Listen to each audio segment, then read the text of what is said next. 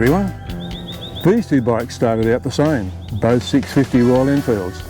This one has had twice as much money spent on the motor as this one. Is it worth it? Let's find out.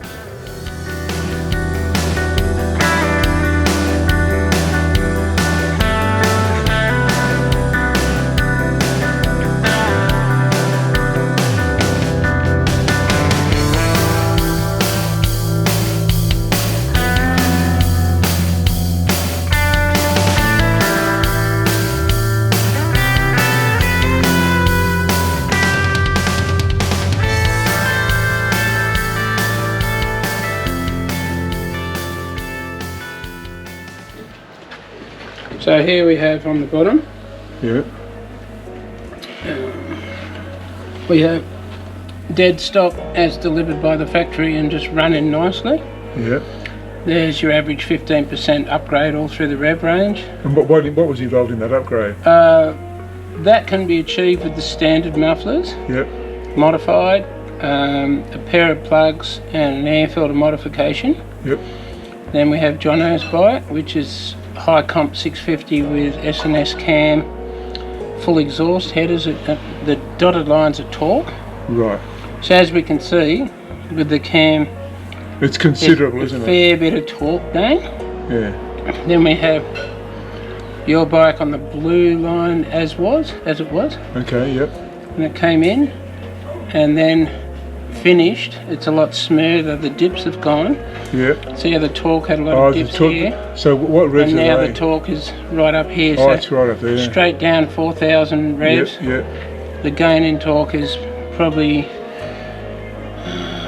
about 8 foot-pound, which is quite considerable. Quite considerable. Yeah, 12 grand. If you gain 8 foot-pound on a Harley, the guy's beside himself. Right.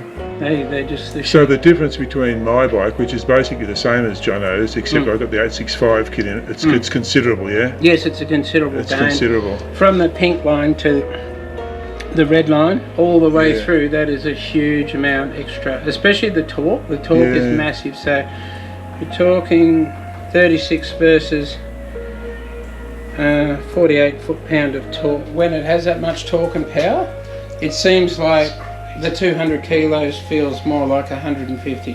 Wow. It propels the mass of the bike so easily from just idle.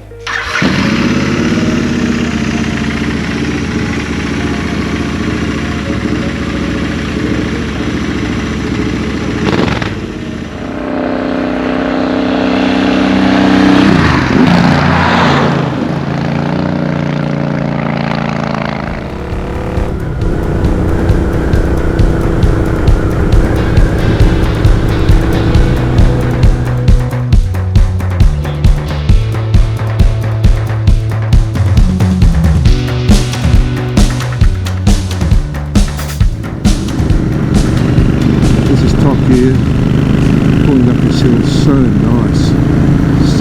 This is a good bike. I'm impressed. Already starting to think that if this was my bike, I'd be happy.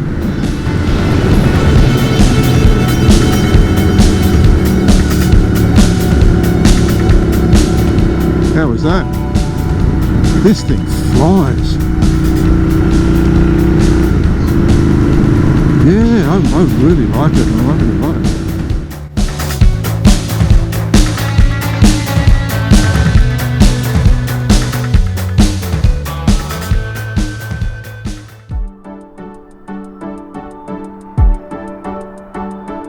Riding the 650 is so much fun. You get on this bike and it's one of those baby moments when you feel the power and the torque that comes in. It's just so much more than the standard 650. It pulls up the hills with real aggression.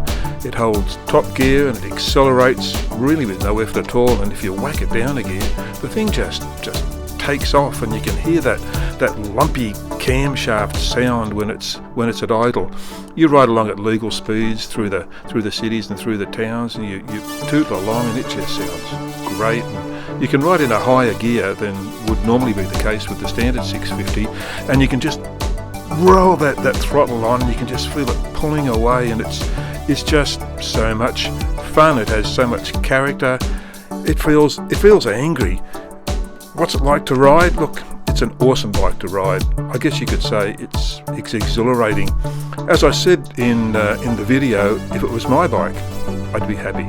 And I own the 865 and I'm used to the 865, but if I didn't own the 865, I'd be happy with the 650, the power and the torque. And really it's about torque when you're riding a bike, pulling from down low and just feeling it pull on it makes it so much interesting. The throttle response is great, and the engine dynamics all contribute to a really great bike.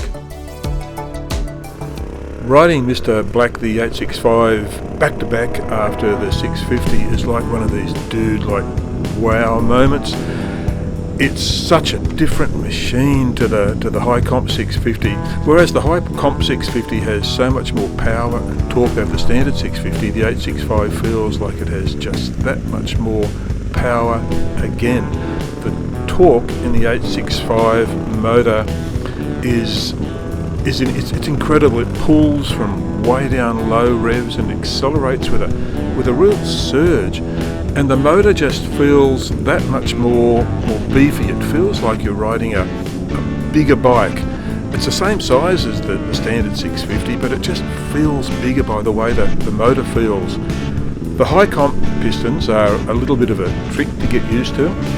As you roll the throttle off with the gear changes, the engine revs drop really quickly, so that if you pull the clutch in for too long and back off your throttle for a little bit too long, then it drops right away, and it makes a really awkward gear change. And you need a little bit of practice to be able to just whip the throttle back a little bit and pull it in, and it's really satisfying when you nail it.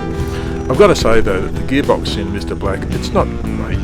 It's a tad clunky, it's difficult to find neutral, and it's a bit of a trick, and you could say that it adds to the old school character of the bike, but maybe it's just clunky. In a word, riding Mr. Black, I would have to say it's a torque monster. I know that's 2 words, but that's just what it is. It's such a powerful machine. And I was trying to figure out how to compare the 2 bikes, and I guess I could say they're a little bit like UFC fighters, like they got minimal gloves and they're in a ring and they're kicking, they're punching, and it's a little bit aggressive and it's powerful and it's dynamic and maybe just a little bit mongrel. The bikes are a bit like that. You could maybe say that the 650 is like a middleweight and the 865 is like a heavyweight. They're both going to hurt you, but the 865 would maybe hurt just that little bit more.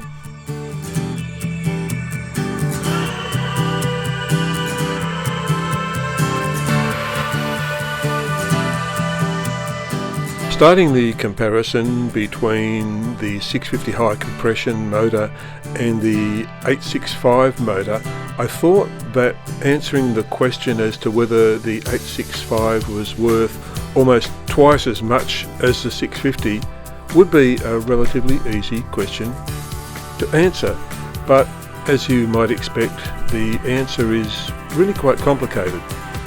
If you're buying a Royal Enfield 650, whether it be an Interceptor or a Continental GT, it's a smart choice. They're a good bike, they're cheap, but a good bike can be made even better if you want more power.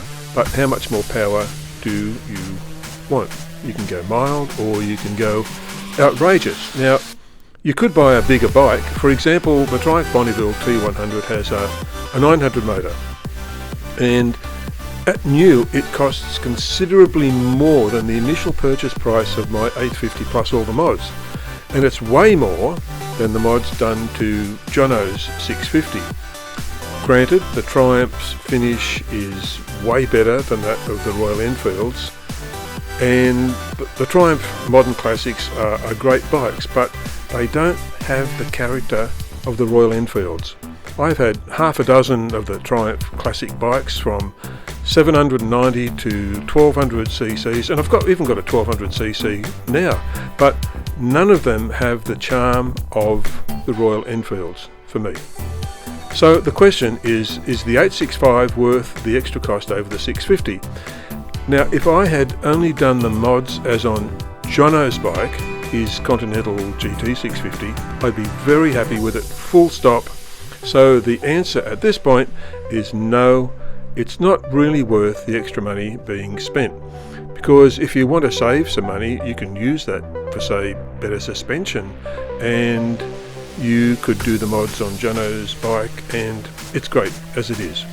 However, and here's the dilemma, and you probably expected this, owning and riding the 865 kitted bike, I can say that the bigger motor gives a lot more in the way of riding dynamics, and therefore I really have to say that it is worth spending that much more money if you can afford it, and that's the crunch point for a lot of people.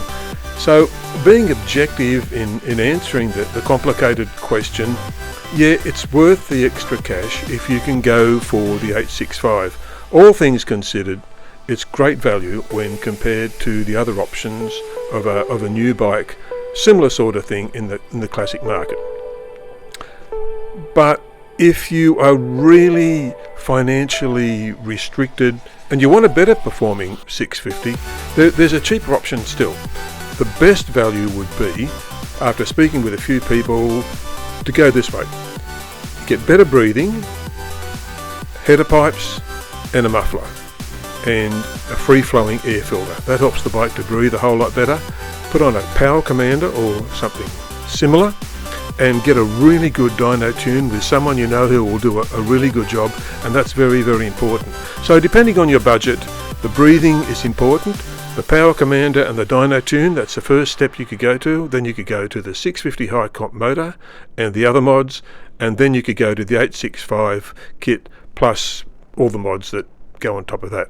Interestingly, after Phil and I rode the 650 and the 865 bikes back to back, we had a chance to ride a couple of stock 650s, the Continental GT and an Interceptor. And riding those bikes, it occurred, you know what, they're a great bike just as they are. You know, and you ride to the bike and you just chill. If you own a Royal Enfield 650, no matter what's been done to the motor, enjoy it. I hope this video has been helpful, and if you found it enjoyable, you might like to leave a like and maybe a comment down below, and maybe you might even like to subscribe. So thanks for watching, go well, enjoy.